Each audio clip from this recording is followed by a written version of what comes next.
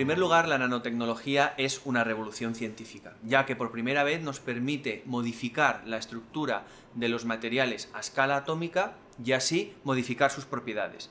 De alguna manera podríamos decir que la nanotecnología añade una tercera dimensión a la tabla periódica, y cada uno de los elementos de la tabla periódica ahora tiene otras muchas propiedades. Podemos hacer más cosas con los mismos elementos. Dicho con un lenguaje un poco artístico, uno podría decir que la nanotecnología añade colores a la paleta del químico y ahora pues podemos hacer más cosas porque nuestra caja de herramientas está más llena. Aquí en el Laboratorio de Nanotecnología Molecular en la Universidad de Alicante lo que hacemos es aplicar nuevas técnicas de la nanociencia y de la nanotecnología molecular para modificar propiedades de materiales y aplicarlos en el sector energético, bien en catalizadores para procesos de refino de petróleo o para tecnologías limpias como es el almacenamiento y generación de hidrógeno o también para celdas solares. Como ejemplo concreto de los trabajos que realizamos aquí en el laboratorio es el desarrollo de nuevos fotocatalizadores, catalizadores que utilizan simplemente luz solar. Muchos de estos catalizadores son blancos y por lo tanto absorben muy mal la luz del sol.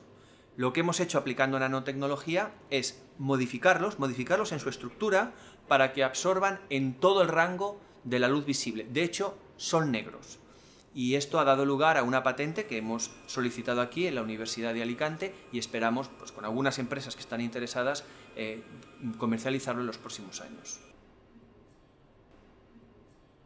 Bueno, pues una enorme alegría, un reconocimiento pues, a un grupo de investigación muy joven, que lleva todavía muy pocos años, formado también por personas también todas de muy corta edad.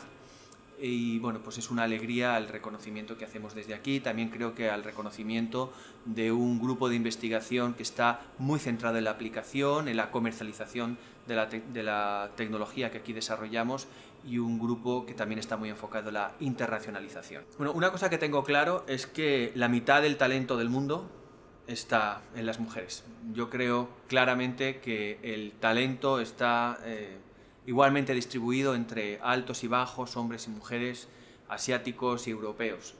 Y por lo tanto, no aprovechar el talento que suponen las mujeres para ciencia es desperdiciar todo ese talento. La verdad es que hay muchas estudiantes en nuestras carreras de ciencias puras, bastantes que deciden hacer el doctorado, pero todavía pocas como catedrático, como rector o pues, liderando grupos de investigación. A mí me gustaría pensar que esta nueva generación de científicas jóvenes, como las que tenemos aquí en el grupo, pues el día de mañana dirigirán sus propios grupos de investigación, universidades o el ministerio, quién sabe. Hay diferencias que son culturales, una mayor relación con la industria, una investigación más aplicada, pero también más disruptiva, una investigación más arriesgada, intentando avanzar más los límites de la ciencia.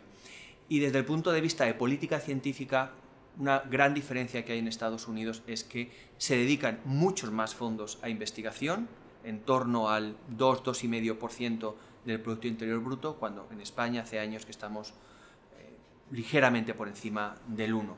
Además, pues las convocatorias públicas para los proyectos de investigación pues son más generosas, más continuas y eso favorece también que el investigador sepa pues, a qué convocatorias tiene que presentarse cuando salen, que sean un poco más predecibles.